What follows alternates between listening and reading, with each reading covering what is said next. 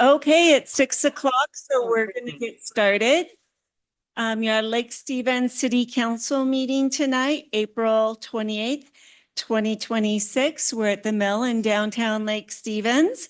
And so I'd like to call this meeting to order. Please stand with me for the Pledge of Allegiance. I pledge allegiance to the flag of the United States of America and to the republic for which it stands, one nation, under God, indivisible, with liberty and justice for all. Okay, could we please get a roll call? Absolutely. Councilmember Araya. Here. Councilmember McManus. Present. Councilmember Donahue. Present. Councilmember Shipman. Present. Councilmember Georgetown online. I am present. Councilmember Edwards. Present. And Councilmember Hawker. Here. Thank you. Could I get an approval of the agenda? Kelly, did you have something to add? I do have something to add. So with council approval tonight, we'd like to add a discussion item, which is the status update on the finance director recruitment. No action, but we'd like to add that as the addition, as a second discussion item. Do we need a motion? Yes, to approve the agenda with that amendment, if you're in agreement. So moved. Second. All those in favor or discussion? All those in favor? Aye. Aye. Opposed? Okay, so we have an agenda. First, we'll start with citizens' comments. Do we have anyone online? There is nobody online. Okay, so we do have one green sheet. It's Rachel Horner. Rachel? Yep. Okay. Good evening, council members. My name is Rachel Horner, and I'm here on behalf of Lake Stevens Rowing Club to share a brief recap of our annual Spring Sprints Regatta and the impact it had on the community. This year's event brought 765 rowers to Lake Stevens, with youth racing Saturday and masters on Sunday. The athletes represented 25 clubs and nearly 485 entries, making it the largest spring regatta in the Pacific Northwest. For context, comparable events like Green Lake Spring Regatta is around 260 entries, and even multi-day events like Covered Bridge, which is over 3 days, is only 366 entries. So beyond participation, the community impact was significant. Using conservative estimates of about 2,500 attendees and an average spend of $25, we think the regatta generated roughly $62,500 in direct local economic activity just in one weekend, including $6,500 in sales tax, which should have generated about $2,500 giving back to the city of Lake Stevens. Our local businesses also confirmed what the numbers suggest. They're extremely busy, some with lines out the door, and overall feedback was overwhelmingly positive. Events like this don't just happen in one weekend. They position Lake Stevens as a destination for youth and amateur sports, which brings repeat visitors and ongoing economic value. And from an organizational standpoint, we're proud to share that regatta will exceed last year's proceeds, but the financials will follow because all of our expenses aren't in yet. As part of our debrief, I also want to briefly highlight a couple operational lessons learned. One, the sprinklers went off in the middle of the night with all of our shells stored all over. So we'll turn those off next year. And then the wood dock condition, actually during launching, a piece of the dock came away with one of the boats. It was like, so the boaters were like, the rowers are hanging onto the dock and the boat, and it's all breaking away. So anyway, Scott and Chris went and fixed that really quick. Luckily, we had hardware on hand. We've alerted Tanya and her team, and so they're going to go look at that. And I know that it's under review as far as being repaired. Most importantly, the experience was exceptional. Athletes, coaches, and families consistently shared how much they love being here. It's great racing, strong volunteer support, and a very welcoming community. Truly created positive energy across the city. And we see a great opportunity to expand it going forward. So I want to thank you for your continued support and partnership. Events like this are a reflection of what we can accomplish together. And in closing, I want to introduce Jacob Bilbao. He is our new external vice president for the Lake Stevens Rowing Club, and he's going to be your point of contact going forward. Thank you. Thank you.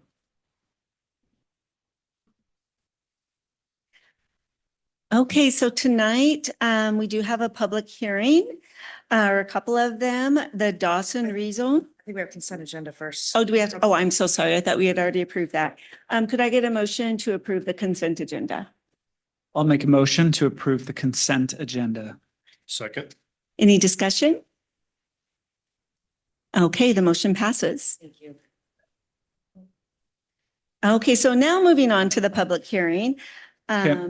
We didn't vote on that to pass the consent agenda. Oh, okay. All those in favor? Aye. Those opposed? I guess now we have an agenda. Thank you. Third time's a charm. I guess I really want to get to this public hearing. Chomping at the bit over here. So the first one's the Dawson rezone public hearing. And David Leviton is in charge of that. And are we just continuing that to May 19th without a presentation today? Okay.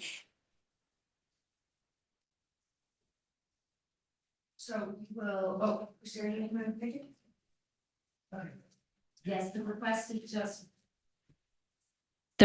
is just for continuance to leave the public hearing open, and I believe that is until May 19th. Okay, do we need a motion, correct? You officially open it. Okay, so I'll officially open the public hearing, Dawson rezone public hearing.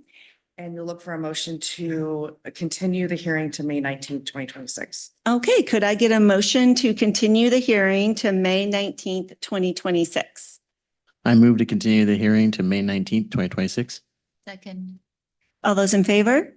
Aye. Anyone opposed? Okay, the motion passes.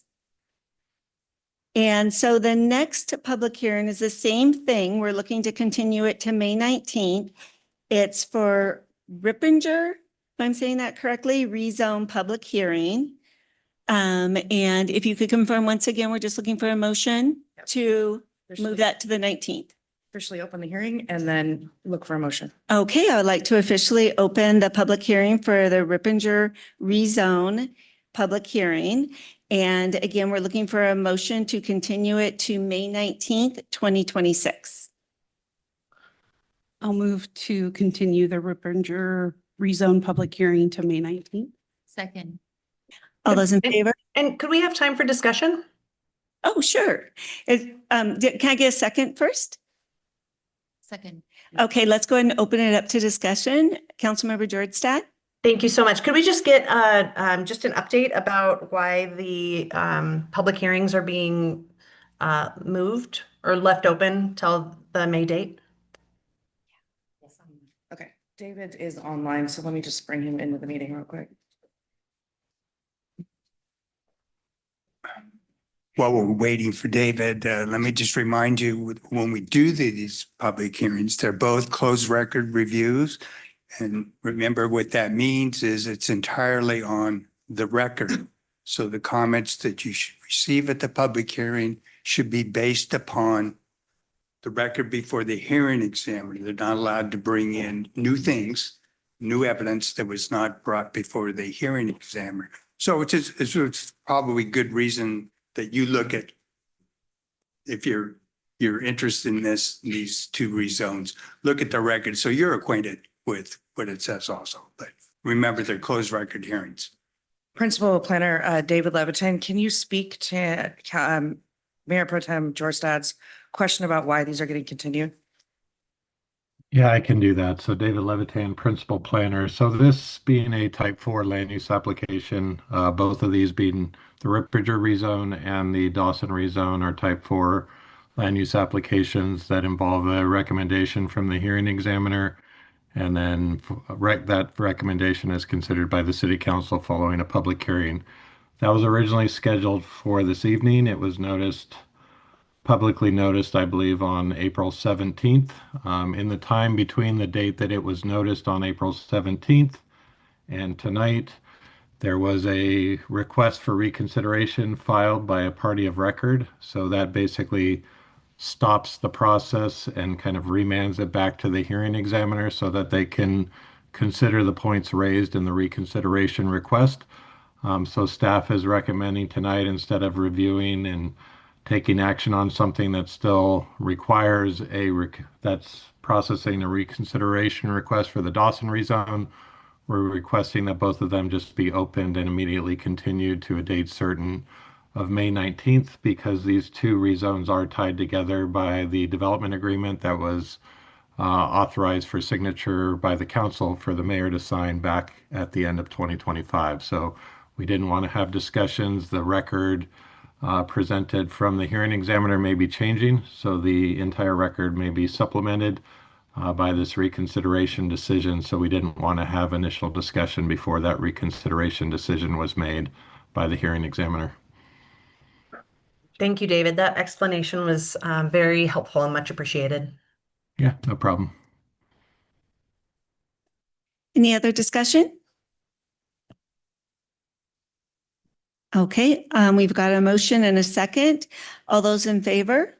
Aye. Aye. Aye. Anyone opposed? Okay, so the motion passes. We do have one action item tonight. It's our emergency contract award, resolution number 2026-05. We all received a copy of the resolution tonight. That wasn't in your original packet, so you might want to take a look at it. And it looks like Aaron Halverson, our director, is going to speak on that. Yes. Thank you, Councilmember Shipman. Aaron Halverson, Public Works Director. This agenda item is in regards to Frontier Heights Park improvements, which are partially constructed. The original contractor was terminated recently for default, and that has left the site unstable with open trenches and deep stormwater structures with unsecured lids.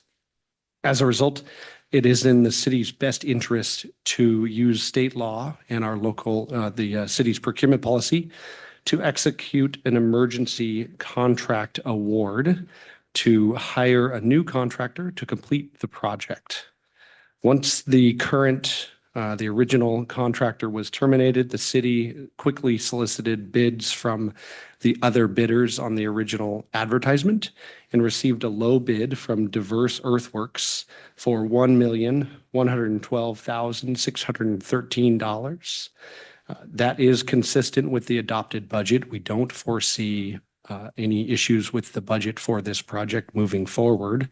So what we ask of the council is to approve the resolution 2026-05 that will allow the city to use the emergency procurement laws and the city's procurement policy to award this contract to Diverse Earthworks to complete the Frontier Heights project. Any questions? Question. So our decision to do this is, I'll say, independent of whether or not there's potential litigation from the previous contract holder. If they were content to walk away, we'd take the same course of action. If they choose to sue us, we take the same course of action. This is just a matter of the status of the lot and our desire to prevent any injury, harm, and make sure that that gets rectified quickly. It's our desire to make the property safe and to complete the project in accordance with local and state law. So Your statement's correct, though. This is independent of the termination, the satisfaction of the Sunset Grill with that. And if we would do the same, whether or not they choose to follow some sort of appeal process or they don't. That's correct. Thank you. Mm-hmm.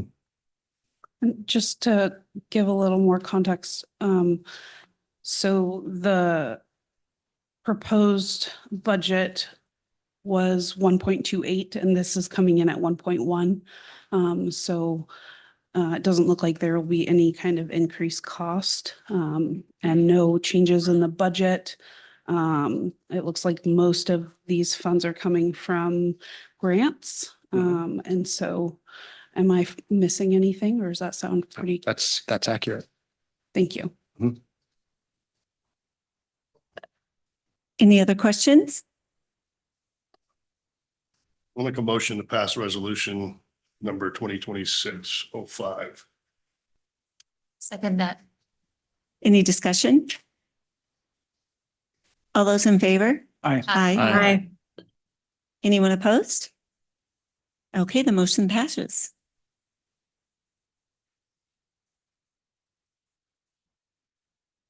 All right, we have a couple discussion items. Director Sarah is going to discuss law enforcement dock project. Thank you, Council. Sarah Garceau, Parks and Recreation Director. We do, of course, have Dean Thomas here with the Police Department.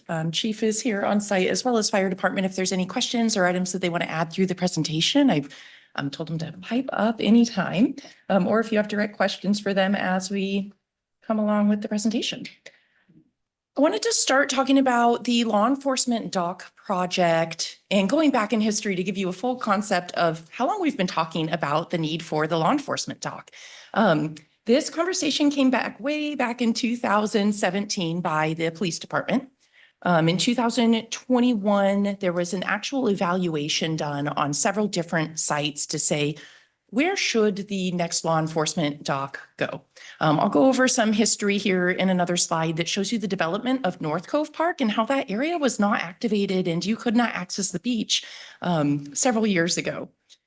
Lundin was their first choice, but that wasn't feasible with costs. In order to do a motorized dock there, we would have to put in additional pilings and decking. And so it would have been very expensive to do a solo dock just for law enforcement at Lundin.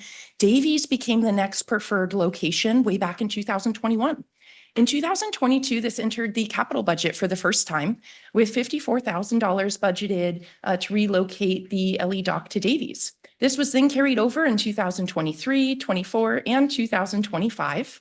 In 2023, the dock still wasn't progressing.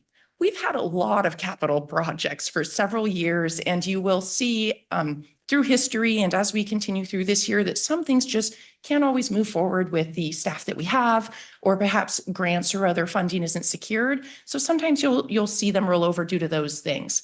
In 2023, Davies Pier was realized that it needs to be fully resurfaced. That's actually a project moving forward this year. With that, and also looking at the North Cove Marina being brought up, at that time, we decided to split the LE dock away from Davies and to pair it up with the North Cove Marina project.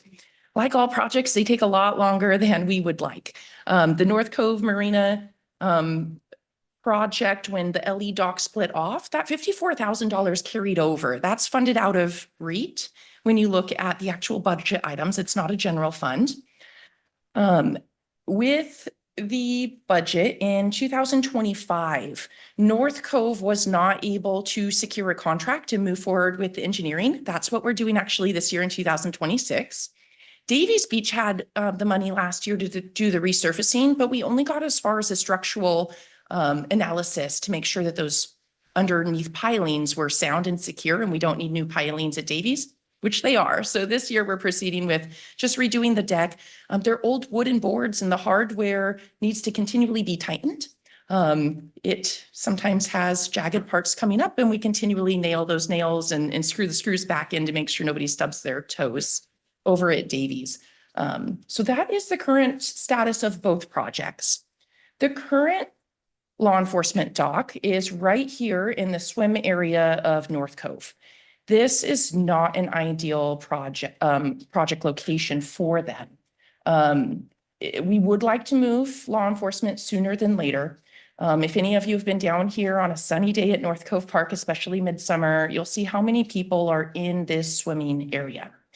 And the number one rule about swimmers and recreation is they do not mix with boat motors.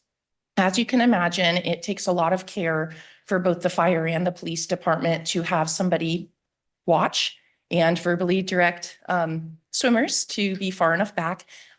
They have obstructions such as swimming lines and other things they have to maneuver around. It's a very tight area, as you can see from the dock, where they have to back up into the swim area and then pull out. If they were responding to an urgent need, this would delay their response. And so it's okay while they're just getting in for their normal routines, but it is something that is on the top of their mind every year. And it's why I'm here today, is to talk about how can we do this sooner than later. We also have, with the proximity of swimming, instances where kids have swam over and thought it was fun to jump off boats or the Ellie dock. It is secured with a gate in front, but of course you can get around that. They are susceptible to vandalism and have had a few instances that have had to been rectified. The existing North Cove Marina dock was built back in 1990. As you heard from a comment today, it is depreciated. It is on the schedule for replacement. And we also are tightening the hardware and making sure that that dock is good to go. It gets inspections frequently. But when it was built in 1990, it was actually built for 14 different boats.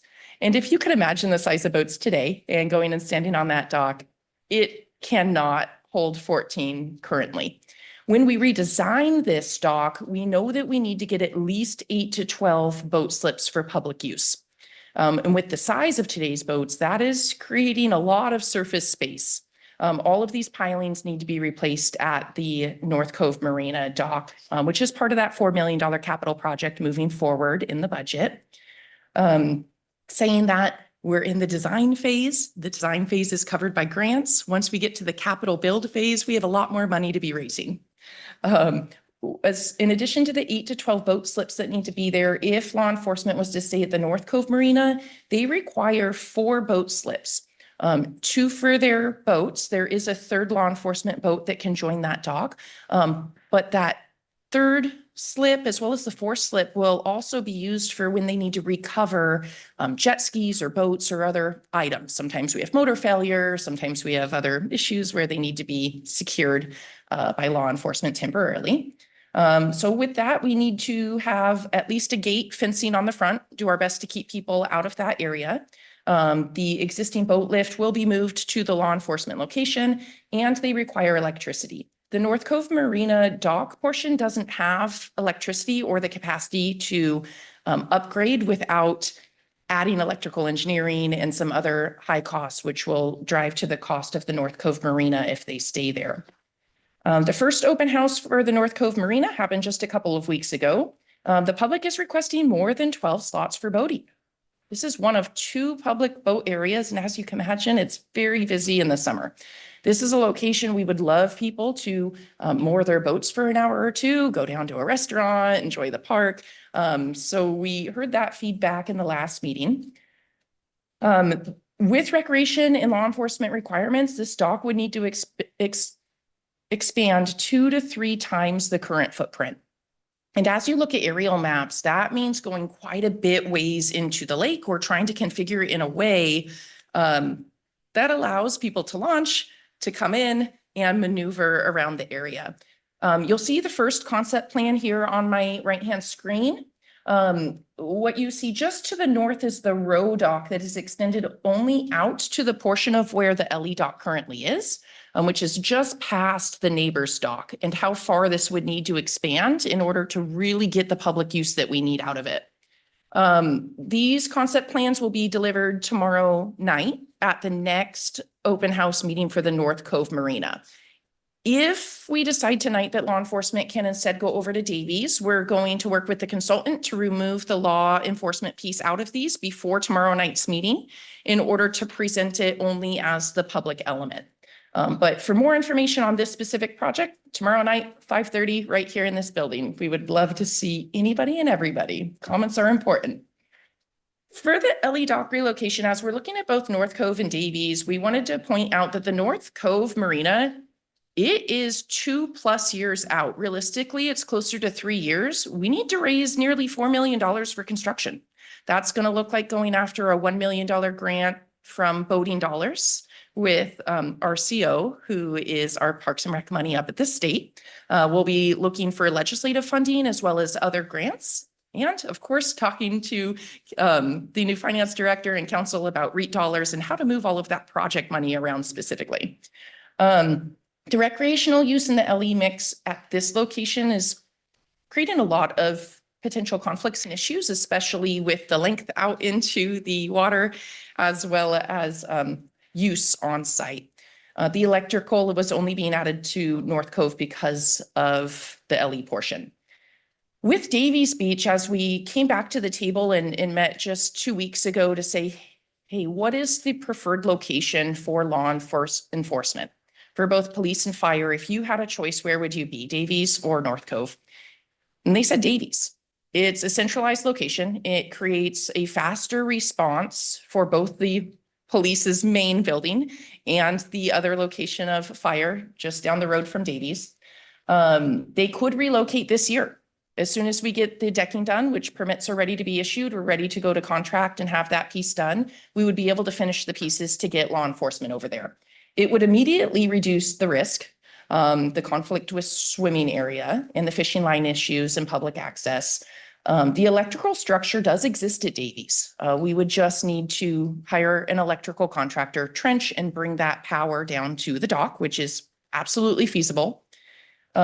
Overall, it's a lower cost at Davies because we don't need to add new pilings or decking. So in the long term, this will reduce the cost of the law enforcement portion that has to be contributed to the project, which would far exceed $54,000. As a budget to go to Davies Beach, I have that right here. We're still estimating it to be about $54,000. Although costs for a lot of things have increased, the basic budget that needs to happen is we need to relocate the boat lift for the police. We just received an updated quote that came in just under $5,000. We received a real quote from for fencing. One of the options is just under $27,000. We're still working on options to see what's going to fit best there. We do still need to get a formal quote for electrical, but right now we've placeholded that at $19,000. We do not need a meter or any of the things that really drive up the cost of electric. Lighting, we can drop a couple lights in for $1,000 once we bring in the electric, and we can add one more security camera to our existing system for $2,000. With this, fire department does have a budget to pay for their portion, so we would be looking at that split as we go on. And if the project was to exceed the $54,000 already budgeted, it really would be due to the fencing material choice or the electrical. But the $54,000 is expenses. That doesn't account for any reimbursements for the fire portion. So I do feel confident that this wouldn't cost the city and more than $54,000. We would need to advance that. We didn't want to start getting electrical quotes unless we have the okay for council to proceed. A lot of people think, what would this look like? We don't want to take away the recreational use from Davies. Davies is also heavily used. And as we look at placement of the fence, there's been discussions about if it should be right down the middle of the deck to split it in half. But the preferred alignment is actually on the edge of the dock, just as you see here, with 4 different gates, one to each finger that the law enforcement would then motorize their boats. The swimming area is protected. We actually don't want swimmers swimming anywhere out past this pier because you are mixing with boats in deeper water. It would be a 6-foot high gate. And it really wouldn't obstruct the view. There's some different options. The Wireworks fence, which is really a lot more see-through, nearly invisible when you're looking at certain angles, came in at about $26,000, $26,500. And the picket fence came in at $28,000. This was one company's quote. This was put together very quick in only 3 days. There are other fencing options. For instance, we were unable to get the quote for the aluminum fencing, and there are other styles available. But we know realistically today, we could choose one of these and come in right at that $27,000 mark. So we wouldn't be impacting the recreation in a major way. It would have minimal impact, and we would be protecting the view out there at Davies. This is the approved capital budget for the parks portion. Right here, I've highlighted the Davies Beach Pier resurfacing as well as the North Cove feasibility and marine unit. Essentially, we would just take the $54,000 out of North Cove and we would just add one more line item to separate the LE dock at Davies, is how that would look. And another button. This just explains what REIT is in case anybody is unfamiliar. REIT is real estate exercise tax. Whenever real estate sells, there is a tax that is collected. And the cities get to use that for very specific reason. And those reasons are planning, acquisition, construction, reconstruction, repair, replacement, rehabilitation, or improvement of specific capital projects. Right now, the city has REIT funding the museum and City Hall, for instance, as 2 major projects. That is the end of my presentations. I'm happy to have Lisa or Fire add anything if they would like at this time, or to open up questions and discussion from council. I'll start it off by the main concern for us, obviously, at North Cove here is safety. I wish the curtains were open. It's obvious to see when it's busy back there. There's stuff we can't account for is what's under our boat as well, right? So when we are hurrying, we do have an extra spotter checking and checking again. And then when we leave, especially in the summertime when that dock is crowded with kids, boats don't have brakes. So we really have to go super slow out of there and, hope nobody jumps in front or behind us as we're leaving. Security is another one. Obviously, at North Cove here, it sits in the middle of a swim area, essentially. We've had 2 pontoons vandalized, slashed, and then a broken window. So that would be a continuous concern for us leaving it here. We didn't scout this location. It was just happened to be there because the police department was situated in the middle of the lawn out here in a house, and that was the dock that our first boat was placed at. So there wasn't a whole lot of scouting and the work that former day Sarah did to locate that dock. So we are working on a very old plan. I have a couple of questions. Did you, in your first public outreach for North Cove, did you receive any comments about the law enforcement dock as part of this project? Or was it, I guess, did the public not like this configuration, or did they have any kinds of comments on co-locating the law enforcement at North Cove?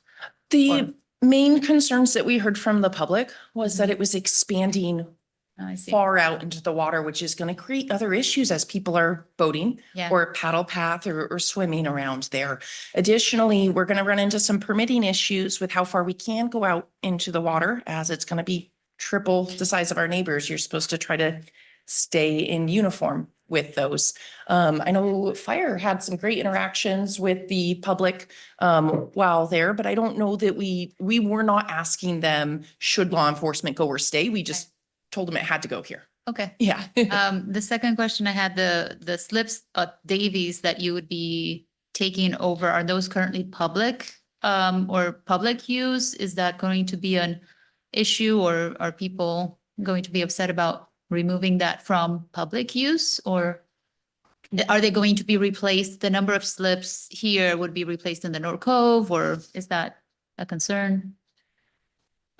These 4 slips are very rarely used by the public. Okay. The docks that we have for motorized on either side of the actual ramp, that is typically where people pull up to Gotcha. and tie off. The dock at Davies, the wooden one, the pier, it's rather high.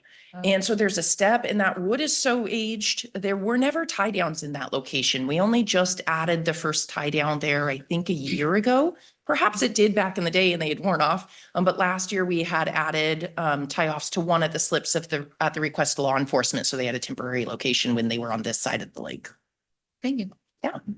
Just to expand on that really quick, when we say used by the public or not, are we talking about boats, or are we talking about just people going out onto the dock? Boats. That specific one I interpreted as boats, since it was the I meant question of boats, yeah. replacement. As far as the public goes, you can see right here in this aerial photo that some people were sunbathing.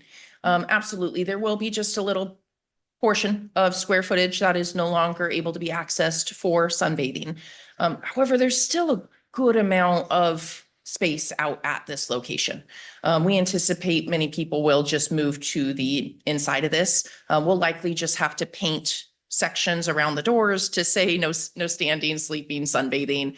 Inevitably, it may happen, but I imagine when police or fire are running at you, that you'll get out of the way pretty quickly. Okay, and kind of a follow on to that, I just want to make sure that if there's sunbathing there, I'm assuming there's some swimming that goes on there. Any plans to make sure we don't run into the same issues where people are still trying to swim on that side of the dock and the police still have to spot and make sure there's no one there? I think inevitably, people will always swim where they want to. It is not intended to swim out past this point, but the proximity and alignment of dock doesn't favor individuals swimming past this point once we have that gate up. Okay. What we do envision is the recreational users will use the area to the left of the covered area. And they may walk out on the motorized dock and can be in that area. But it really is unsafe to be that far out in the water. And we would advise everyone talk to their children about that and be aware. We don't want to lose any lives during the summer months. Swimming is prohibited there. I'm in that open water area going up to the boat launch anyway. As opposed to here in North Cove, it is the swim area. It is advertised as such in front of that dock. So that's the main difference. Okay, thank you. I just would like to make a couple comments. First of all, thank you, Sarah. That was an excellent presentation. And as someone who uses the lake, this is, I think, a very good idea for a couple of reasons. Number one, I like the use of saving money instead of spending money where we could otherwise save it. But also here at North Cove Dock, we have a very large no wake zone as you enter the dock. And in that no wake zone, you see people laying down on their paddle boards all the time. So as we've got emergency vehicles going through a no wake zone that's quite large before they hit the open water, and you've got people laying down on their boards, that's a safety hazard I haven't heard discussed yet. That's very real. These aren't swimmers. They're literally laying down on their paddle boards. And they're not usually brightly colored either. They blend in pretty good. If it's choppy at all, you don't see them. Very good reason why there's a no wake zone until you get out to the open water. Where with Davies Beach, you're right there at the open water. They can hop on their boats and zoom wherever they need to go. So I really like this both as a safety, and also I like the use of our citizens' funds. It sounds like this is a better use of their funds. And hopefully we'll get some grants too. So. Sarah, what's going to happen to the old dock once this is moved? The law enforcement old dock it is going to be used for mitigation, which means anytime like the North Cove Marina is going to expand, we have to do mitigation. So that's removing old docks or planting new vegetation. And so it will be demoed. Okay, good. I think there's nothing wrong with having more police presence at Davies. Just going to completely agree with that. And I also think there's a couple things too, in addition to what Councilman Shipman said. We also have to think about, unfortunate recovery and ambulance access, law enforcement access, firefighter access is a lot better at Davies Beach. And it's, you mentioned before, the proximity to two stations. So I like it. Thank you. I was just going to second Councilmember McManus on the safety. I was thinking about that too. The other thing that I was thinking before you got into the budget aspect, Sarah, was, man, that would be great if we could keep it at that 54K. Because my next question was going to be, what would that look like, in the supplemental budget?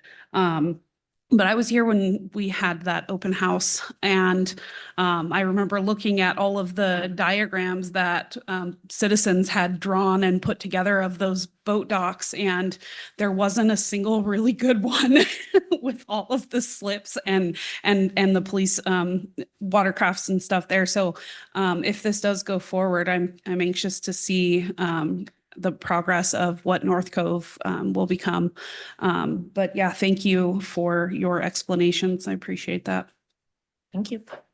Can you talk about the need for 4 slips? Ultimately, I'm just concerned about the lack of recreational use of those fingers on the dock. Your current LE dock only has 2 slips. I mean, do you need 4? What percentage of time are you actually going to use all 4 of those? So 4, we're forgetting a fireboat there as well, full-time fireboat there. We have 2 boats in the summer, full-time on the water, and then the 4th one would be for a recovery slip, essentially for towed vessels, property that we have to tow in. So 4 is kind of the magic mark. And again, I'm really just trying to find a way to help our youth, for example, use those fingers because I know they're used all the time, right? So again, what percentage of the summer do you think that recovery slip is needed? Could you get away with using only 3 and leaving one of those fingers open? And then, yeah, if you need a place for your recovery boats, you find another place for it because it's not that frequent. I mean, Well, the issue is if we don't have it, we would have to put a recovery vessel like near the launch itself, and we would gum up that area. what do you do now though? Where do those vehicles go now? We have to put it at the launch, and it causes issues. Yeah, and so I guess I'm just wondering what's the better result, right? That you occasionally gum up a launch with a recovery boat versus occasionally or full-time keeping up that finger open for kids to play and recreate and sunbathe and things like that. So Right. Again, like I kind of reiterated at the beginning, it's a major safety issue. I want to keep people off those finger docks because a lot of times they're just not laying and sitting there, they're jumping off of there. So that's just a major issue for us. And when we met about this proposal with Fire and Sarah and myself and Sergeant Barnes, who's in kind of oversees our Marine program, we were very cognizant of we don't want to bogart this dock from the public, right? That's why we moved the fence line to the very edge. We were talking about moving it back some to give us more room, but we still want this primarily as a public dock. We recognize that this is a huge draw and we want to take away from that. So. good. And then just the other comment, as you look at fencing, yeah, is there a way to somehow make it compatible with the rest of that fencing that goes over the covered area? I know it'll be difficult to do, but yeah, just concerned about the transition and it changes from what could look like a nice public dock to then a police fence, which is not going to be, no matter what you do, it's not going to look beautiful unless you're great and creative, but I'm eager to see what that looks like. The current fencing at Davies has a top and bottom rail and it has some wavy sections in between. That would have to be hand welded. It is a custom built fence and you're looking at anywhere between 2 to 3 times the cost, if not more. I'm happy to get a quote for it, but we will be paying for the look. One of the things I put on here I didn't verbalize is artistic or interpretive panels could be added later. And what I mean by that is my vision for an artistic panel here is when you stand at certain locations, there's a beautiful mountain range. And if you were to have a cutout welded panel, which we couldn't get from a CNC cutter, you can do the outlay of the mountains and do some interpretive things and do some really creative artwork to kind of help it. But as you can see from this Wireworks one, it's pretty open. They actually have this at one of the high school, I believe locally. I can give you the exact location if you want to go and see it in person. Although nobody loves the look of a fence, we were mindful about keeping it open. It was not going to be chain link. We were not going to get the slats to go in them. So we do have some more quotes coming in and we'll certainly keep that in mind. Preserving the look is important to us as well. Okay, thank you. Absolutely. And I just wanted to add as far as safety, because safety is really a focus here. I live a mile down the road and I don't have a big watercraft. I just have a little Sea-Doo. And I launch over here at North Cove Park. And one of the residents there sent me an email and some photos. It was an every weekend thing. Teenagers jumping off that dock right where people are pulling into the slips. And where people are launching, I mean, right around those propellers as they're spinning. I pulled up into one of the slips and thankfully I saw the person jump in first before, so I didn't pull in on top of him. He was literally at one of the slips looking for his cell phone or his friend's cell phone that got dropped there the day before. No one spotting for him, no one waving off boats. Had I not seen him jump in, I literally would have probably went right over where he was under the water. So I really like the idea of a fence, not only to secure our emergency vehicles, but, you know, kids are risk takers. And I certainly don't want a tragedy off one of our docks. Absolutely. Parks does have some educational material that we're coming out with. It's a lake map to show where the safe swim zone is, the paddle path, and we're zooming in on each of our water locations to show that in detail. They should be ready in about 2 weeks, and I'll send them out to council to show you. For today's meeting, we're really just looking for consensus. If you all agree that we can move forward with taking this to Davies, we'll get to work on our part. And in the next supplemental budget that finance brings, you'll just see the line item of $54,000 move into a new line for the capital project. Were there any other questions? Was there any specific kind of feedback you were looking, or do you have what you feel you need? Nope. Just put that to vote. Okay, No vote. It sounds like everybody's in agreement. I agree. Nobody wants to Davies. hold it up. Perfect. Thank you so much. We'll get to work on this and we'll include it in the next supplemental. thank you, Sarah. Thank you. Great job. Okay, moving on, we do have a city department report. We have the Lake Stevens Police 2025 annual report. Actually, just reminding you of the discussion item we added tonight on the recruitment. status. Oh, I'm so sorry. Nope. Yes, so we did have a walk-on item. It's a status update on the finance director recruitment. Thank you so much. I'm excited to bring this to you tonight. I've got some really exciting news on this position. A bit of history for the public. About a month ago, our finance director, 17 years, resigned or is resigning in June from the position. And so the city went out to solicit applications to refill this position. It is one of the most important positions in my mind of the city. Finance director is in charge of all the finances of the city, payroll, paying all the bills, you name it, related to that. And we're audited every year by the state auditor on all of our operations as it relates to finances. In addition, the finance director is responsible for investing the city's money into investment accounts. So they have to have that back knowledge. We posted the position, and as of today was our first go through of the applications. We have 38 applications, so really excited about that. I've yet to go through them and start reading them, but I will start that tomorrow. As a bit of history on this, during the 2026 budget process, the city council reviewed the budget schedule or salary schedule for all of the positions. And that was part of the approval process of the 2026 budget. That salary schedule was put together by a consultant, and the city staff worked with the consultants to decide where a good salary range would be. We went to the 60th percentile on that, and that was a council action at that time. And so that's how the salaries were established for all the positions. The next step in the hiring process, like I say, we'll be going through the applications and scheduling some interviews. Tonight, I understand there might be some questions about the salary, how we, maybe some more detail on how we arrived at that. And so Anya is here to speak to any of your questions and help with the kind of the history of the pay for this position.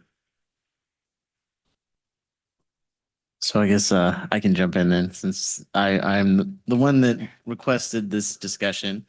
So yeah, everything Jean said, I agree with completely. The salary range for this position was established through a formal process with approval of council. That said, and shame on me, I guess when I was thinking about that approval, I wasn't thinking of, one of the most senior director positions in our city suddenly becoming vacant and having to advertise that, and any discussion that the council might want to have going forward about pay range. And so I had some great discussions last week with Jean and with Greg. And really, I wanted to open this up to a discussion with the council, because I know we've been pretty budget focused as of late. Again, this is, one of the more senior director positions within our city. And so I thought it would at least be prudent if we could discuss any salary that would be attached to an open position before any offers go out, versus talking about someone who's already here, whether that position needs to exist, that sort of discussion.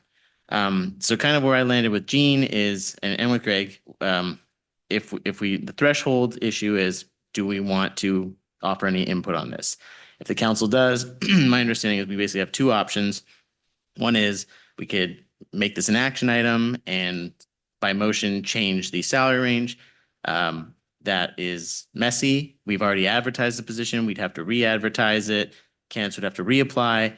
I agree with comments Jean made to me that that sort of policy level discussion is probably better suited to a larger budget discussion later on in the year. More informally, what we could do is offer Jean guidance, that email he sent out where we've got the steps for the director level pay. We could offer him, you know, our thoughts and opinions on what step is appropriate as far as extending offers, and then he could go from there. So with that, I'll be quiet and kind of leave it to everyone else to chime in if they want. When you're talking about what steps, though, that steps is, I'm understanding, is dependent on that individual's qualifications, right? So if you're looking at someone who this is the first time they're in a director position, would likely be hired in a lower step. If they've been a director of finance in another city for 15 years, then they would inherently come in at one of those higher steps. Is that correct? That's correct. And currently we have a policy where we hire between step A and C typically. And if they have additional experience from another position in another city or wherever they may be, we can offer above that. Certain criteria level would be the HR director would approve that, and then even higher, I would approve that. And I apologize. I believe I spoke out of turn a bit when I suggested that maybe the council could pick where the top of the hiring process or hiring level would be. There's rules around that, and that's why I have an HR director. So I was corrected on that. And so I'll let the director of HR, Anya Warrington, speak to that if she would. Yeah, there are 7 steps in the range, and we do have a policy that regulates where we hire and an approval process on if we hire above step 3, the HR director and the department director has to gain approval with justification on why they're hiring above an entry level step. And then since this is a finance director position and the hiring manager is the city administrator, there is that balance that any approval above step 3 would have to also be justified and a paper trail and approved through me as well, or have consensus with me. And about setting a requirement from council or an informal suggestion could be problematic because we have advertised the position at a certain range already. And so if you were to come and tell us that we can't hire above a certain step, then that would be falsely advertising the range to the current candidates. And that may be problematic with the EPOA, which is the Equal Pay Opportunities Act. It's a law in Washington state that requires pay transparency and equity of pay across employment. I think you can probably make some suggestions and say some wishes that you wish we follow and be very prudent with the budget and only hire people and offer steps that really meet the qualifications. And I think that our hiring team, and we are very frugal and also want to give the candidate like what would convince them to come to Lake Stevens. So this is a two-way street. We're trying to convince them that we're a great place to work, and they're trying to convince us that they're the best candidate for the job. And it's a negotiation process at the end of the day on pay and benefits and a total compensation package, which is why we have a range, which is why we have qualifications. And if a candidate exceeds those qualifications, then certainly they maybe have more negotiation capability than someone with little or no experience. So I just want to make sure sorry. Yeah, I just want to make sure that helps answer your question if you have any further questions. Yes, I do. So I just want to make sure that I understand that they could have all the experience in the world, but we are not obligated to offer a higher step, correct? That is purely a negotiating function of how this is set up. Yeah, this is a range. We're not obligated to offer the top of the step by any means. Okay. So while technically available, council can convey its wishes, and that would still be acceptable, correct? Yes. Okay, because I guess the scenario I'm trying to avoid here, like I said, is if we can discuss this and make a decision as a group, assuming we want to make one, about an outgoing offer, that to me is much cleaner, much easier than someone getting in a position and then we go back later and we're looking at the budget and we say, actually, we want to line item that, knock it down. Now we've got an employee, it's an actual person in the role. And that just seems a lot messier to me. So in an ideal world, we I would have liked to have pushed this out, but because, as you said, the position is already advertised, application review is set to start today. I feel like that kind of forces our hand if we want to be proactive about this. I will say too that if you were to try to direct the city administrator to set an offer in a certain way, I think that's within his administrative like capabilities right now. And that might be overstepping the council's like authority because you've already set the salary. Now it's within purview and policy for us to set it. Understood. And so I actually asked Greg for clarification on this. And the situation I'm trying to avoid is where the council exercises its authority and light items the budget and reduces the range as a one-off, because that, all the work that went into this with the consultant, all the discussions, I don't want to throw that away. I'm trying to find that middle ground here where the council doesn't have to go to that extent, within its purview in the budget, and we can find a way to make this work. Can I have a comment? Real quick, Mayor Pro Tem George Sad has her hand up.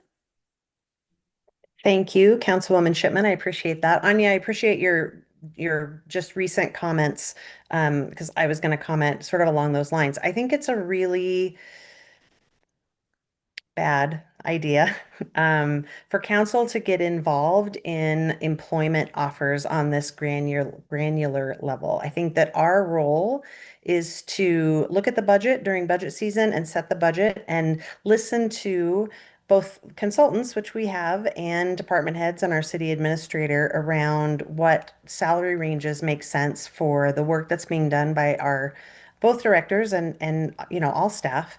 I think I don't think it's our place to get involved at that level in terms of what step people are being hired. I think we have a very skilled HR department. We have very skilled department directors.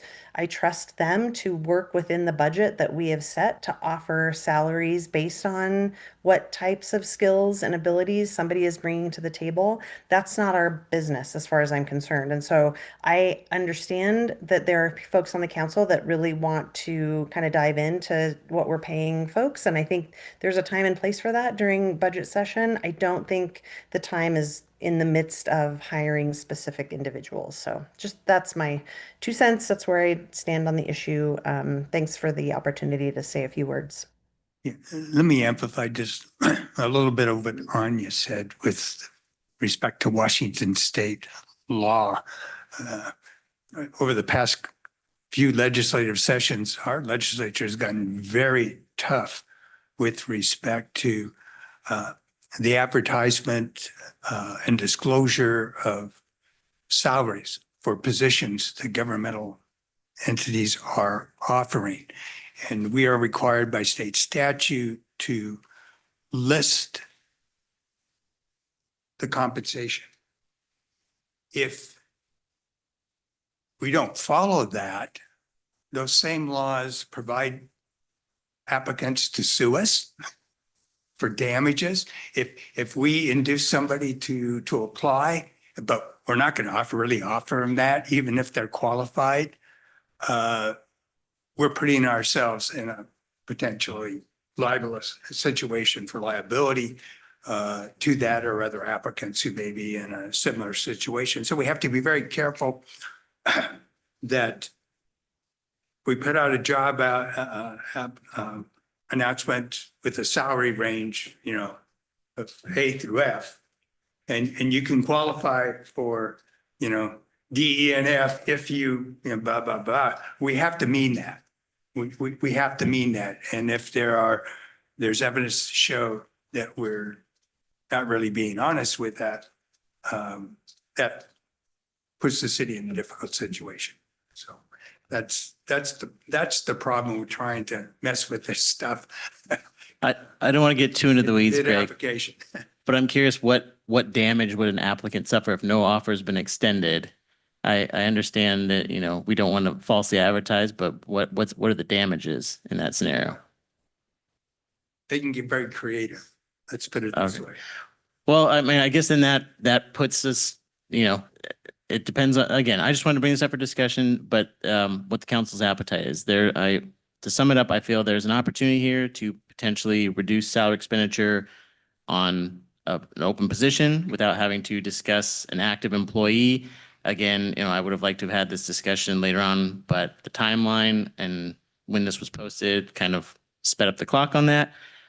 So it may be that our option, if council wants to take some sort of action on this, is to line item the budget item, which, as I understand, we have authority to tonight. That's messy. So, yeah, really, I just want to hear from my fellow council members what they're thinking, if they want to go that extreme or if they just want to let it ride or where we're at. I can, if I may add a comment. I agree with Council President Jorstad in that I feel very uncomfortable setting a precedent in offer or setting an offer amount. Those are hiring decisions that are within the purview of administration, and I would be very hesitant to get into that. I don't feel comfortable with that. So I think it's also appropriate to look at salary bands, and I would suggest that we typically don't go down in our salary bands. It's really unfair to hire someone and then tell them, oh, your salary band will go down this year. I think that's a very tough thing to do. I think the salary bands are usually set for new positions, and that's when really we should evaluate or if the position changes in any way. And typically director positions are aligned. So I would be very hesitant in judging one position alone that has similar positions. Thank you. I agree with Council President George said as well. I think, while I would love to have a proactive approach at this, Ryan, to your point, I think that ship sailed.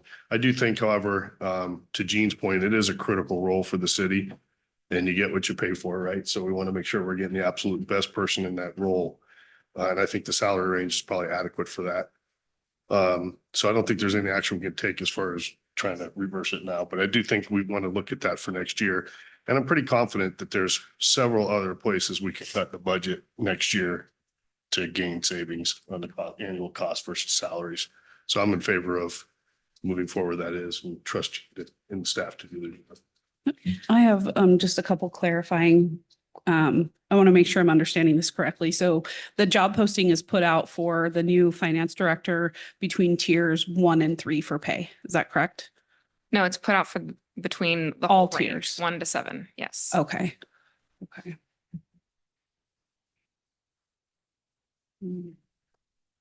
I guess sorry, go ahead. No, I was just gonna say, I appreciate the focus on the budget, and I appreciate everyone, or not everyone, but often us looking to pull back on the budget and be conservative with the budget with our economic times right now.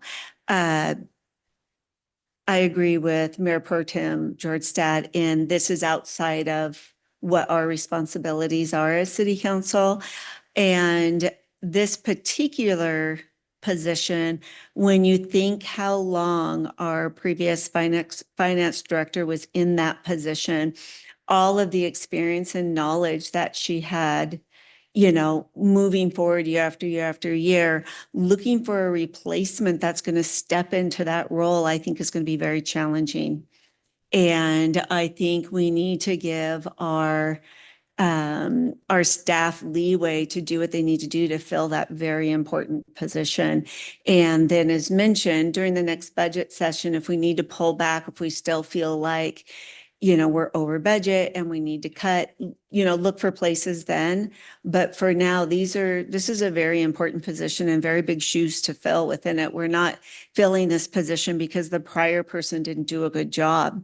She did an outstanding job and had many years of service, behind her leading up to her resignation.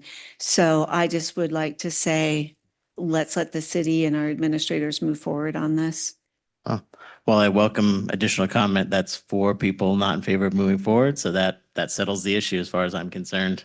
I agree with the others. I'm not sure this is the right place to have that discussion. I trust the city administrator and the HR director to be conscientious of budget as part of their decision-making process. But clearly, you're going to have to go pay someone to fill this role. And if we find the right qualifications, we'll need to pay what we need to pay to make sure that we get the right position there, and then we'll go from there. Yeah, I also just want to second that. I think our finance department is probably pretty budget aware. And so I think that, you know, going into these applicants, working with Jean, I'm confident that our department heads and Jean will find the right person with the right salary scale within our parameters that will make the best choice for our city and for our residents. So thank you. There we go. Okay, are we ready to move forward? All right, so now we have a city department report. We have the Lake Stevens Police 2025 annual report. Thank you. Just to introduce myself, I'm Chief Jeff Bazzizo. I'm your police chief here in Lake Stevens, and I'm honored to be so. Beside me, on my right-hand side, is my deputy chief, Dean Thomas, and to my left is my administrative manager, Julie Hubert. And together, we're going to give you the 2025 annual report for the police department. So I've shared my screen, and it should pop up here in just a second to get started. So, all right. So starting off is our mission. We always believe in our mission and what we're doing here with our partners, like the fire department that's here tonight and our school district who is here tonight. We serve the Lake Stevens community by enhancing public safety and the quality of life through professional police services, partnerships, our organizational excellence and community interaction. The table of contents we'll go through here. This is my letter. I'm not going to read it because I'm here tonight talking about it, but this is going to be out in the public here shortly on our website. So this is our current staffing as of December 31st. This is kind of where we're at. We have 4 vacancies. You'll see 2 patrol officers on the bottom, 1 detective position, and 1 traffic officer. Our goal is to move those detective and traffic officers, because we have to hire, train them, put them through the academy, is keep them in the patrol area. Deputy Chief and myself have been looking at our stats and looking at what it would take to put a swing shift in place, because most of our calls for service we see between the hours of about 2 to 3 o'clock until about 1 or 2 o'clock in the morning. So we'd like to adjust maybe one of these officers to kind of work a swing shift to help out with covers and calls. And we'll get in that a little bit later when Dean talks about staffing. Our functional chart, as we spoke about at your guys' first retreat, how we're broken down within the police department. I have the office of the chief. I am responsible for those things under my queue. We have the deputy chief who is overseeing his own managing of different tasks, but he also has the operations division, which are the boots on the ground, the patrol unit, and support services, under investigations and support services. Support services for those students in the room, that's your school resource officer who falls underneath that. Your animal control, your crime prevention, traffic program, marine program, and all that good stuff. Under Julie's house, she's administrative division. She has all those things she takes care of. She's our important person. She does our accreditation and our budget management, which are the 2 biggest things we have to deal with, along with public records. Under that, Julie has a records unit, and that's what they're all responsible for. Some of the highlights this year we got to do is, number 1 is we achieved accreditation in 2020, and every year we have to provide proofs. Up to the 4th year we get reaccredited. So in 2024 and then again in 2028 we'll be there. One of the biggest accomplishment was Deputy Chief Dean Thomas. He completed a 22-week course with Northwest Police School of Police Staff and Command. He's the first one in Lake Stevens to go through this school, which should be an honor and a privilege, and I'm very happy for him and his accomplishments on that. He did a really great job. It took him a lot. He's a single dad, and he spent many hours doing bookwork and writing a lot of papers. The second thing here is Administrative Manager Julie Hubert, who was accepted into the 6-month Northwest Women's Leadership Academy, which concluded in March. And with that, I'm going to turn this mic over to Anya Warrington, who's going to present Julie with her plaque. I didn't tell Julie this was happening. Unfortunately, Julie was unable to make the graduation, and I am on the Northwest Women's Leadership Board as the board secretary and a co-curriculum chair. So I was helping run the curriculum for the Northwest Women's Leadership Academy. And if you don't know what the Northwest Women's Leadership Academy is it's an academy that's associated with the Washington City County Managers Association, and its mission is to help women and build women's leadership in government roles to create equity balance in government roles, local government, and especially in the city manager and leadership positions. And so Julie was accepted into a very competitive program this year, and she graduated in March, and she was unfortunately not able to come to the graduation, so I couldn't embarrass her there. So I'm going to embarrass her here and present her with the plaque. And she did a great job. And they do a competition in the academy where they have to present a conference pitch, and it's 36 people in Academy, and there's 6 groups that compete to pitch at the WCMA conference in August, and her group won. So she is invited to come present at the City Managers Conference in August as well. So great job, Julie.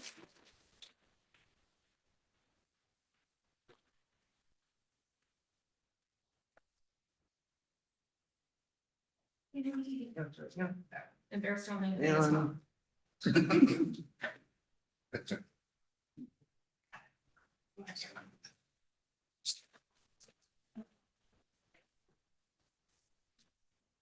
I'm sure I will pay for that shortly.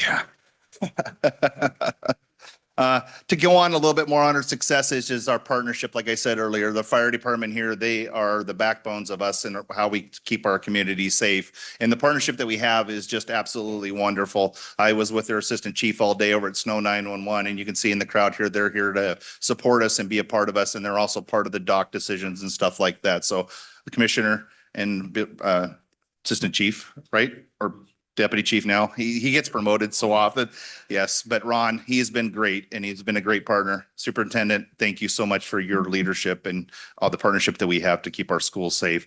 One of the other things we did is our commander came in, he decided to do a statistical dashboard, was working with Power BI. So he worked with Marysville, Zach over at IT. They developed a live updated stats that come out of our CAD system, and we can see when our calls for service are happening, the days of the week, the hours, the response times, what our officers are doing. Yes, they're going to a lot of collisions. They still will, and Dean will talk about that shortly, but we get to see that in real time, and that's a real big benefit for us for deploying our officers strategically around the city to keep it safe. The other thing we implemented was our hiring process was Guardian software. This helps us with our backgrounds. We cut our background investigations by 50%. From about 40 hours down to about 20 hours because it's all automated. From the time that HR puts the candidate into the system and invites them, they have 10 days to respond. We get to review their background, PHQ, which is personal history questionnaire. We decided we can bring them into command interview. If we do, we get the command interview done. And then if we move them into polygraph, if they succeed through that, and then if they succeed through that, we move them into background and then into medical and psychological, and then we can hire them. Last year, we processed 281 candidates in 2025, and we moved 14 into background, and we hired 6 of those. So that was a great accomplishment by our background investigators and the staff. Training hours, you can see we're invested. In 2024, we had a big turnover in staff.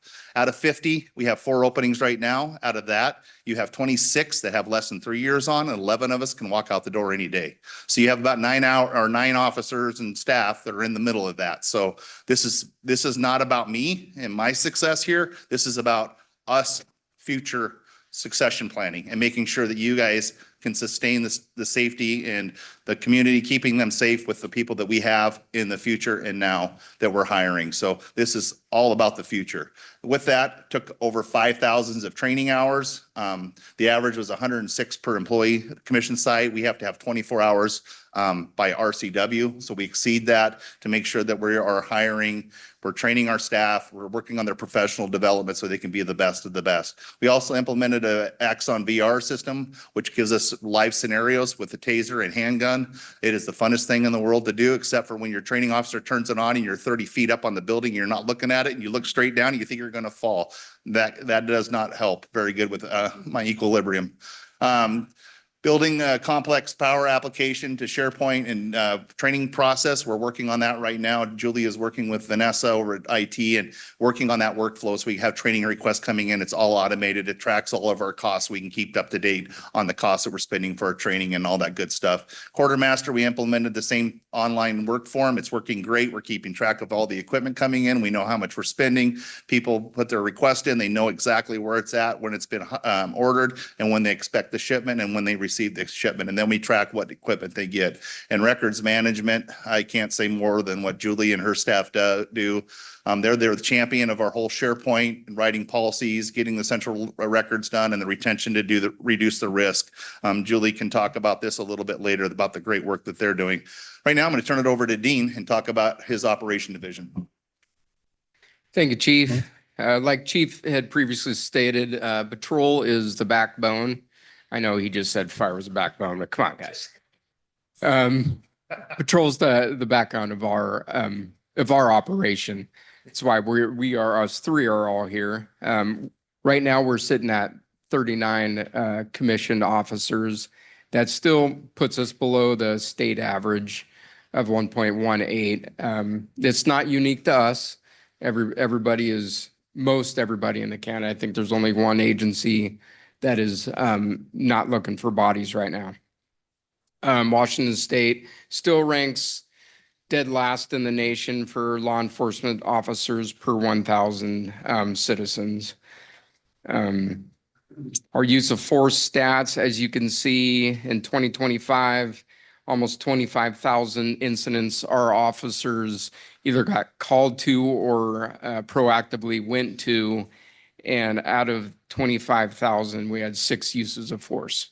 So as you can see, that is a very, very small number.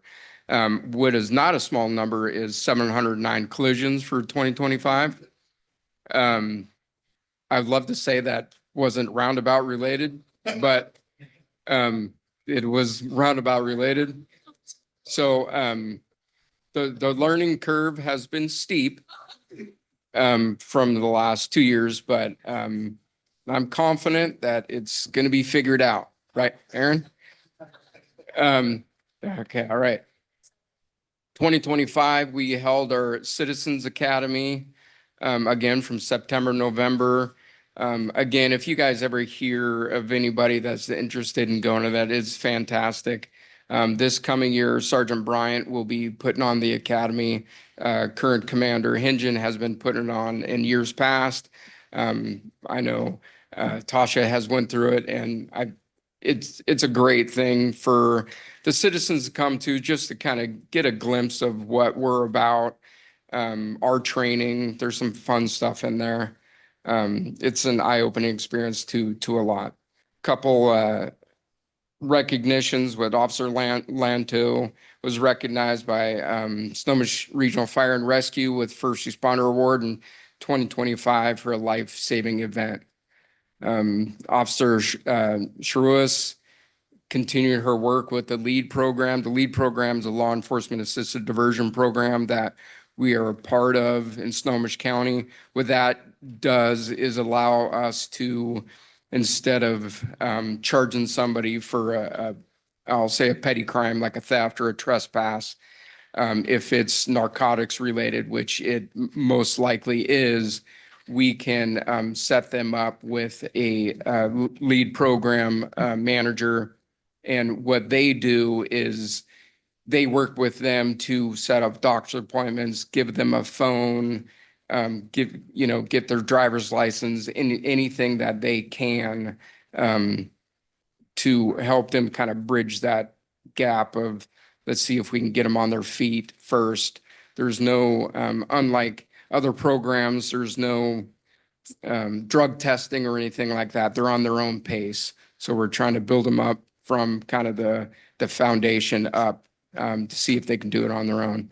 Officer Schuetz also had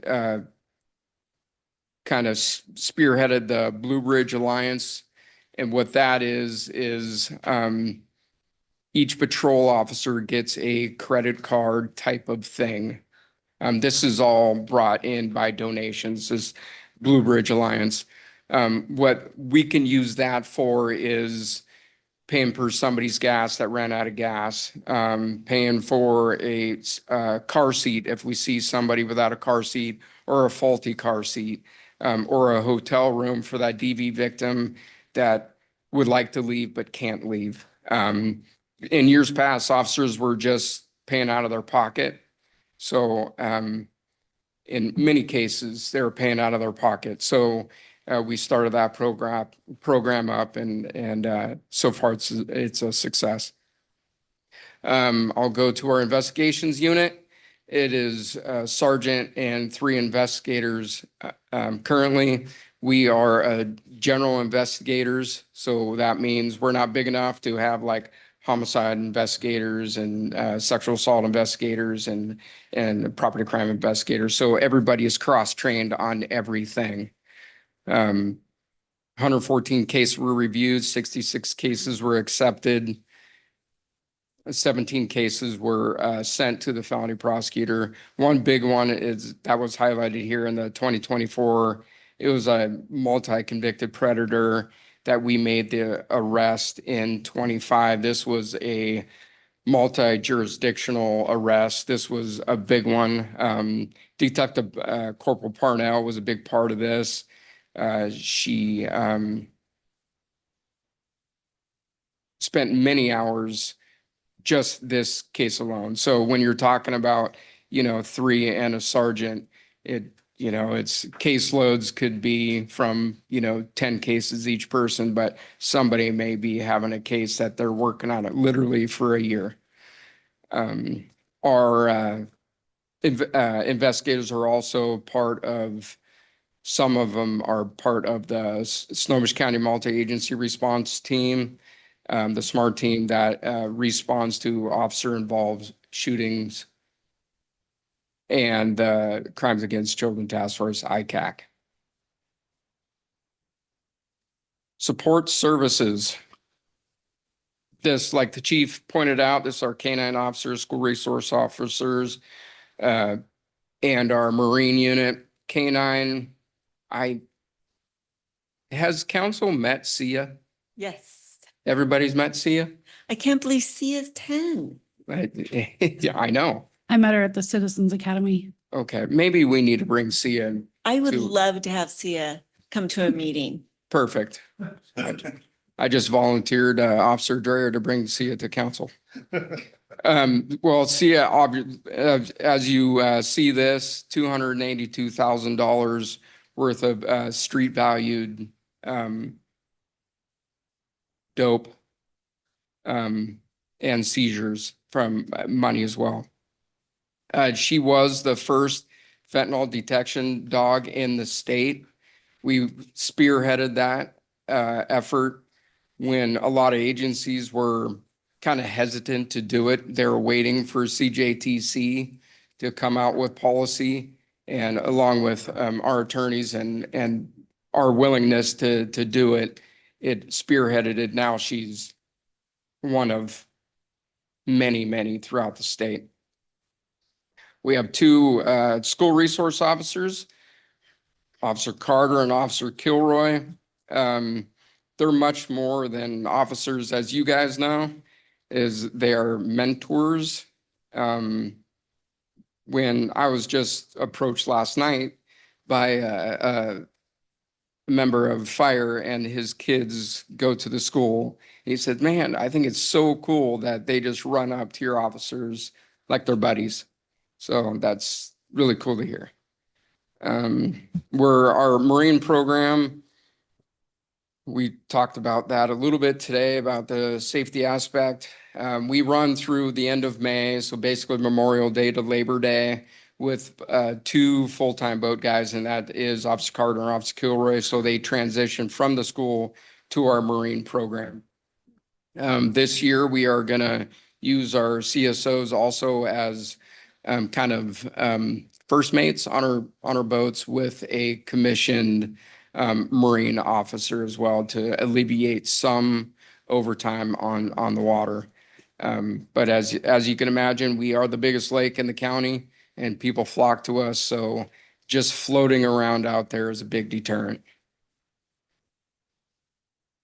Our CSOs, they do so much more than the top bullet point of animal related calls, which was a lot, 585. They also do our parking, and they have now started more engaging in the parks. We had hired CSO Vic, Maxwell Vic, latter part of, last year.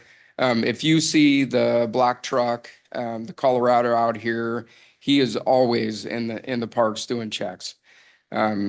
He is doing awesome. And obviously a lot of you know Margaret, and she is a regional trainer as well. Super knowledgeable. We are lucky to have both of them. Evidence. We have a evidence tech, Deb Smith, who processes about 1,800 items annually. This is a lot of stuff. dispose of 3.5 pounds and over 1,000 pills of illegal drugs. The big one here is the 3 vehicles per month held for search warrants. That is a reflection of our patrol officers out there being proactive, getting guns and drugs off the road, but also to Deb Smith, who tracks everything that we do in that evidence room, is crucial for prosecution. We deposited $6,700 in seizure funds, and we had received and tracked 187 firearms for safekeeping, recovery, or evidence and seizures. And with that, I'll turn over to Julie. Thanks. Well, while these guys would say that patrol is the backbone of the department, I, of course, am here to tell you that I think that the administrative and records unit is the backbone of the department, at least for our records and information management. The records unit really ensures that everything that patrol does and commissioned officers do is handled securely, accurately, and in full compliance with state law. They do so much coordination with the courts and with the prosecutor's offices to make sure that everything that's supposed to be there is there to help ensure a smooth prosecution process. And handle all of our records through when they're first created all the way through until we can get rid of things, which is always a good day in our office. From the stats here, you can see that it has been a very, very busy time for records. The workload that goes through that unit increases the more commissioned staff that we bring on, the more programs we bring on, because of the fact that everything we do creates records. The biggest program that we've taken on in recent years, obviously, is our digital media program, our body worn cameras and things like that, which has grown exponentially over the years. We have, at the end of 25, we had almost 100,000 pieces of digital records in our program. That includes body worn camera, audio, video, or audio files, recordings, photographs, things like that, which is a 35% increase over 24. In addition to all the other workload that's increased as well. I'm not going to go through all of the percentages for you. The big ones that I love to talk about is our public records request, and it's there in the chart. At the end of 23, we actually had some turnover in the records unit, the first time we'd had turnover in a really long time. And so in 24, you can see that the time that we spent on records requests increased significantly. And that was due to the fact that we spent the entire year in a training, and we were hiring and training new people on how to process records requests, how to process body worn camera video. And in addition, in 24, we actually brought on a full-time employee to be processing that digital media on a full-time basis. And so in 24, things always kind of slow down when you're training and teaching people. And so in 25, I am proud to say that the unit, we reduced the time that we spent processing these requests significantly, because we had everybody trained and up to speed and proficient with our programs. These numbers that you see here really only reflect a portion of a lot of the work that they do. All the record staff, they're busy from the moment they come in to the second they leave. They're busy all day long, but they do it with a smile on their face and happy to help every time officers come down or anyone from the city come in and stop to say hello. So I'm really proud of the work that they do and the things that we're able to accomplish and what the future looks like. So Julie always remembers what I say. Officers, what you do uphill affects what happens downhill. Don't make the chief mad. So I always threaten them to say, I'm going to do cross training and evidence and records, and that stops everything from happening. So Some of the strategic priorities that we have focused on for 2026 through 2028 is our strategic plan, which we gave to you earlier, is to continue work on crime reduction and prevention. That's the number one backbone of anything when it comes to law enforcement and making sure our community's safe. Last year in 2025, we were the 10th safest city. 2024, we're the 5th safest city in Washington. So that's the commitment that our officers and our staff have to keeping our community safe. Community engagement, again, is that's our number one thing too, is we love being out here in the public.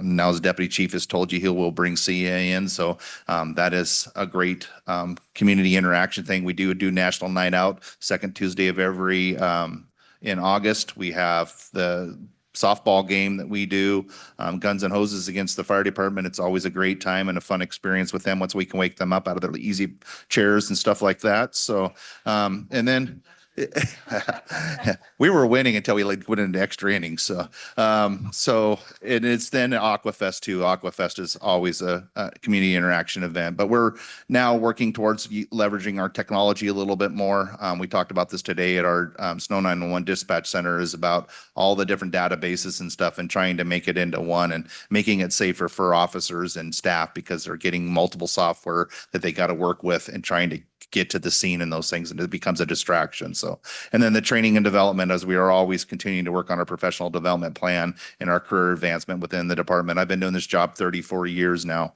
and it's been just a blessing. I say every day I come, it's a hobby now because I just enjoy what I do. I followed in my father's footsteps, and that's one of the things I'm going to say right here. Students, listen up. Every one of you students, look at me. All right. You all ready here? So this is Join the Lake Stevens Police Department. Why I'm looking at every one of you is because the people that we're hiring are kids that went to Lake Stevens High School that have come back and want to work with the Lake Stevens Police Department or the fire department. Don't go to the fire department. No, police department. So think about a career in law enforcement. This is when you can come back and give back to your community and make your community the best of the best. And it's because of people like you in the future that's going to make that difference. So think about a career in law enforcement. Make sure you come and talk to us so we can keep you on the right path. Don't go do something dumb because that will keep you from being here. But we would really love to see you in the future because that is what keeps our communities going, is the service that we give back that you've learned for so many years, the last 13 years at Lake Stevens School District. It's continuing that out here in the service that we have. We hire at 20 and a half, so we can get you through the process and into the academy by 2021. Okay. Everybody listening, you wrote that down? Make sure I get that back from your teacher. Okay. I expect the comments back. Thank you. All right. And then one last thing I'm going to say is actually second last thing I'm going to say is our foundation. We got our foundation up here. One of the council members is our board president. Thank you very much, Mr. McManus, for helping us with this foundation program. This has been started by Lake Forest Park and Mill Creek, and we had the honor of joining a couple years ago. Issaquah and Mercer Island is now part of it too. This is where we get donations. We put it towards professional development, wellness, drone programs, equipment, and stuff like that, where the community can give a 501c3 donation, and then it can help us continue the work that we're doing. The last thing I'm going to say, because you all asked me, what do you see as the future of this Lake Stevens Police Department? So here's the org chart that I started back in 2021 and when I started as a chief, and we've been working through. My predecessor actually started this, and we've continued to work through this. This is what we see where we should be at, given the size of our city. But we're still working towards it. Right now, on the bottom side, on the left-hand side is the operations. That's where our police department, our police officers are. We'd like to have 2 more officers so we can finish off that last row. That gives us a sergeant, a corporal, and 5 officers per shift, per squad. We work 6 a.m. to 6 p.m. Right now, we have 1 sergeant and 2 officers as minimum staffing. That's not enough for the size of a city. We need to continue to grow on that. Deputy Chief has been working really hard to try to make sure that we have the staff out there, especially during the summer when it gets busy. We have investigations. Right now, he told you we had a sergeant and 3 detectives. We have 1 vacant detective position, but we also need to add 1 for what's a regional task force. We have VOTF, we have Snowcat, which is our auto theft program. We have property crimes. We have regional collision teams that we're trying to develop and stuff like that. So that would be an extra benefit for us to help with our regional partnerships that we have and SMART team and all those. The next thing over is our support services. We'd like to split that up. And Sergeant Barnes does a great job managing all those folks, but he also manages our fleet. He manages our training. He manages our facility. I mean, this guy is busy day in and day out. He also does our SROs, Marine program, all those kinds of things. We like to split it up, make another PROAC sergeant, get another traffic officer in there. So we have 2 traffic officers, a K-9, and our 2 CSOs under the supervision of that. That would mean we would need another commander and then another assistant to help that side of the house be able to help manage all that. And then Julie's staff, like she says, you guys could see, we've had such huge increases with the digital records and the digital evidence and the processing PDRs. We need to divide her side up, make another supervisor, and then take everybody on the left-hand side, which I call our evidence platform, and PDR, public PDR place, is to have our people that do our body worn cameras, our public records disclosures, and a crime analyst and all those different, split them up with the evidence officer, because all those people work together day in and day out to do all the public disclosure requests and process evidence. They're all the same unit. And then on the other side is our record specialists that meet you at the door, greet you, do all the good stuff about doing the cases, and make sure they babysit the police officers and tell them what to do right, and process the case file. So that's our future. We've been working on this since I've been here, and we're continuing to work on that. And then that's where we see this growth needs to come. So thank you for tonight. I appreciate it. I appreciate the leadership these two have next to me. I couldn't do this job without them. Dean has been here since September as a deputy chief, and he's done an outstanding job. And Julie's been with me ever since I started, and God bless her. She's put up with me for 5 years. So I am really enjoying this. So thank you. And it's an honor and a privilege to be your police chief. Thank you. Does anyone have any questions? I just want to say that I'm really excited to hear about the Blue Bridge Alliance. I think that's fantastic. As someone who's an educator, I totally know what it feels like to pay for things out of my pocket for those in need. And so I just appreciate whoever's behind doing that and making that happen in our community. Thank you. Thank you, Chief. You bet. Okay, moving on to council business. I would like to start with Mayor Pro Tem Jordstad online. Good evening, council. I don't have anything for this evening. Okay, thank you. Councilmember Packard? Yeah, 2 items. Last Tuesday before that, Councilmember Jordstad and I were at the Snohomish County Cities and Towns event. We had a very interesting presentation from the folks in charge of the FIFA event. So not actually FIFA reps, but the Seattle area and then the Everett area. Basically the people that are just coordinating that and getting the city ready. So really interesting stuff. If you haven't looked into it, it is going to be very expensive to go to any of the matches, but they are trying to do a lot to make fan zones all around Seattle and in particular down at Everett at the waterfront. And so great opportunities there. I don't know, Director Garceau, if Angie talked to you yet about if the city's intending to do anything, if we can explore opportunities to make North Cove a fan zone. Of course, local businesses have opportunities to pursue licenses and do things in that space as well. So it's a unique opportunity. We should at least consider things that we can do in the city to create an opportunity for people to feel like they're a part of that. So the other one was just this morning was Snohomish County Committee for Improved Transportation. Another conversation today about an announcement recently about community transit and Everett Transit forming a coalition or intending to sync or merge or something to that effect. I didn't get a lot of the details, but ultimately lots of discussion around improving the transportation in the region, ideas for future improvements to the light rail, and some changes that they're going to have to make from the original plan. And so they are looking for feedback from community about where the region should spend those calories to improve the light rail. So lots of interesting things happening in that space. Thank you. Councilmember Edwards.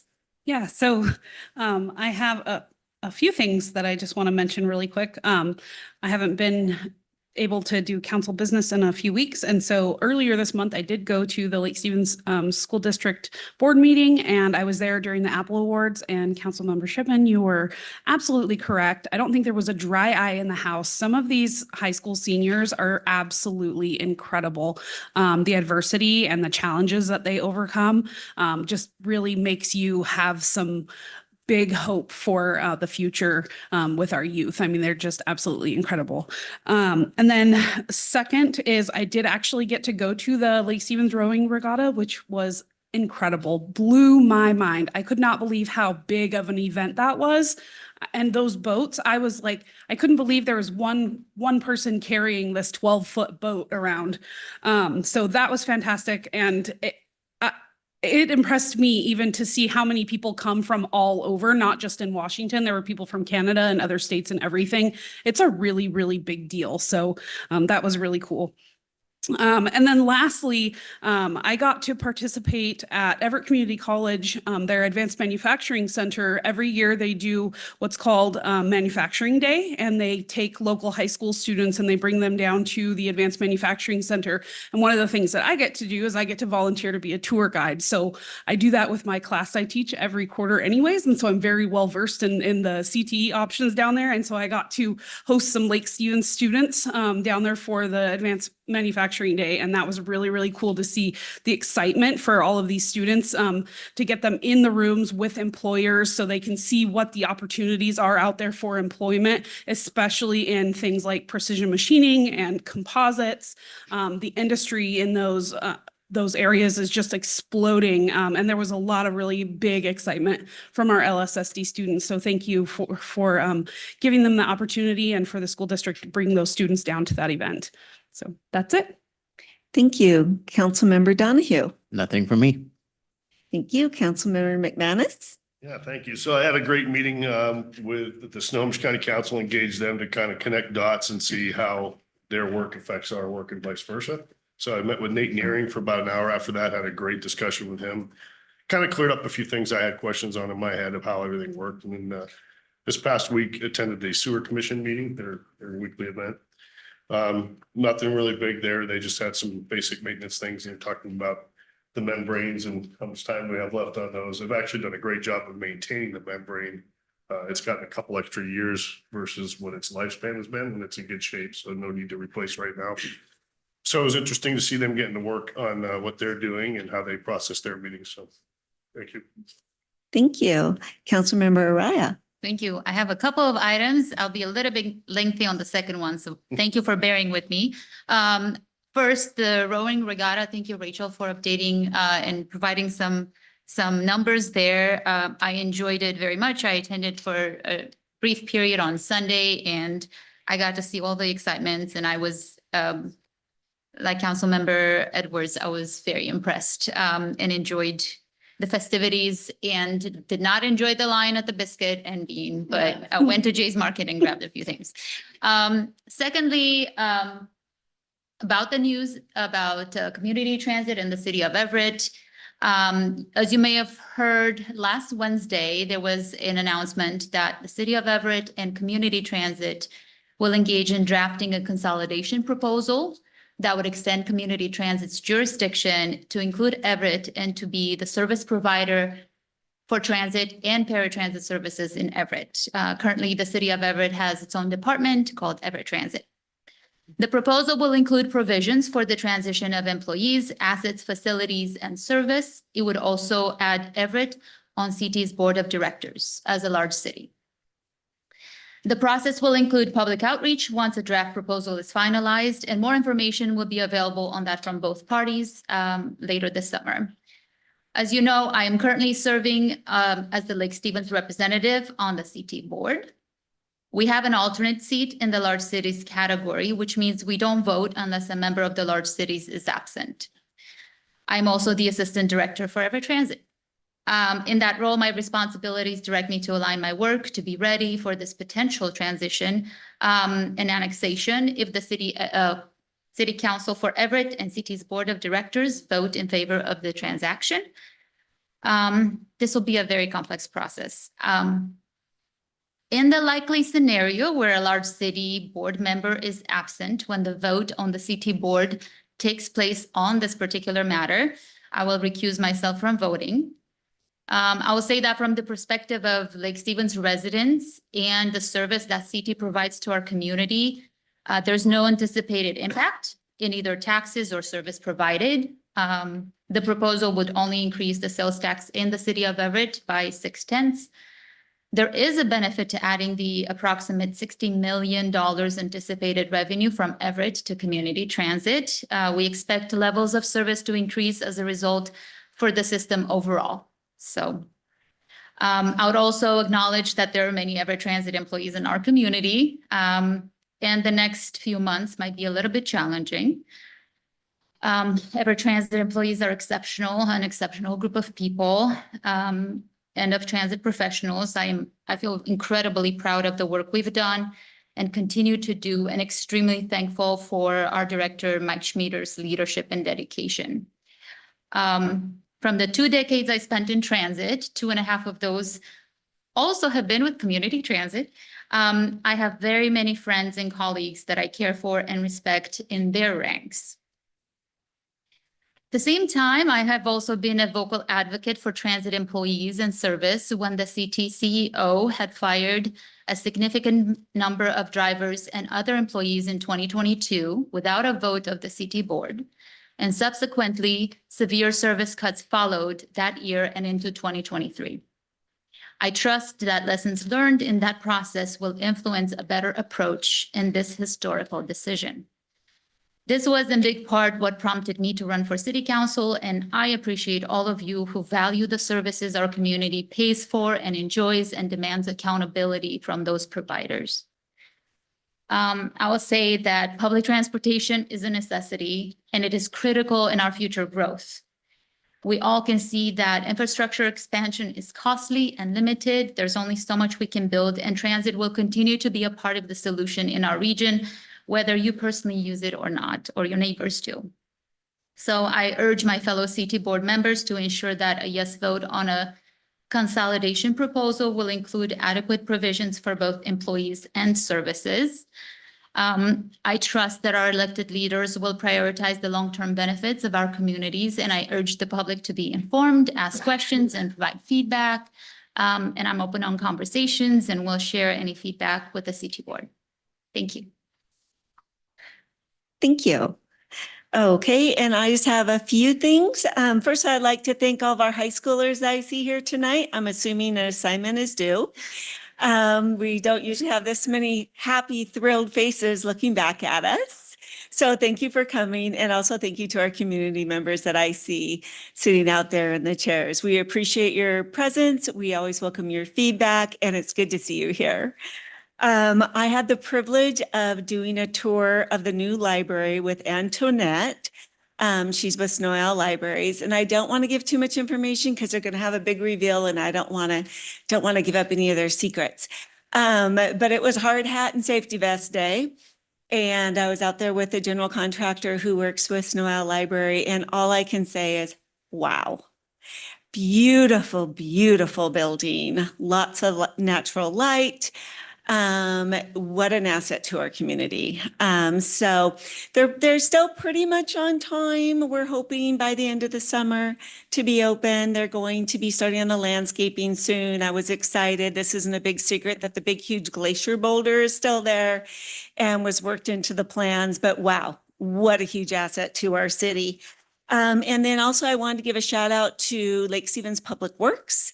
I walk my dog down Catherine Drive often, and I kept seeing all of the vehicles on Catherine Drive, and I was busy. I didn't have time. So finally, I think it was just yesterday, I stopped and said, hey, what are you guys up to? I had no idea. As often as I walk back and forth on that sidewalk, which is often in the last 25 years, a long time, I had no idea there was a retention pond back there. It was so overgrown. I had no idea it was there. I saw the city signs, but I didn't know there was a retention pond back there. The hard work that department put in to clear out all that debris. It's looking like a little bit of a fresh haircut, that needs to grow a little bit. But wow, what a job and a lot of hard work. So I just wanted to give them a shout out for the good work they did on that project. And that's all I have. And so as we're moving forward, we have an executive session. So about how long are we going to need for that? Yeah, 10 minutes. Okay, so let's try and do this as quickly as we can, because I know we got to clear out the room. So we'll just take a couple minutes to clear out the room. 10 minutes for executive session, potential litigation or litigation 4230-110. No action expected to follow. Also, council, no workshop next week. It's canceled. Back at 8 o'clock.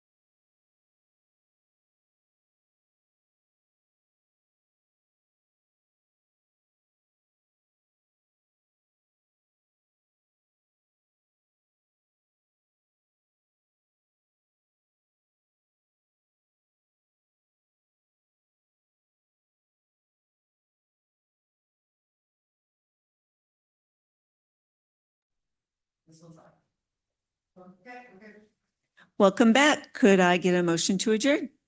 Make a motion to adjourn. Second. Any discussion? All those in favor? Aye. Those Aye. opposed?